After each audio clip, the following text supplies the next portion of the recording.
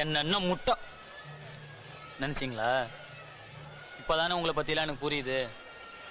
எனக்கு ஒரு பிரச்சனைன்னு வந்தோன்னே எல்லாம் விட்டு ஓட்டிங்க. அன்னைக்கு அறிவு போட்டியில நீ ஜெயிச்சிட்ட, ஏன்னா அது என்கிட்ட இல்ல. ஆனா ஃபைட்டிங்ல நான் தான்டா சாம்பியன். பரவ யாரையும் குத்த சொல்றதுக்குலதான், எல்லாரும் வகையில் நல்லவங்க தான். எல்லாம் அந்த பாலா போன பணம் பண்ற வேலை. சாதின்னு ஒண்ணு இருக்கா? ஆமா இருக்குல்ல. மேல் ஜாதி ஒண்ணு கீழ் ஜாதி ஒண்ணு.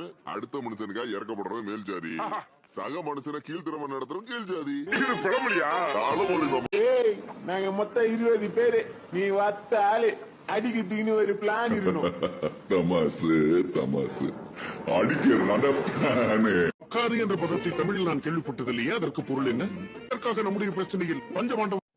உங்களுக்கு எல்லாம் உங்களால நாங்க நல்லா இருக்கணும், உங்களை விட நல்லா இருந்துடக்கூடாது, அதானே?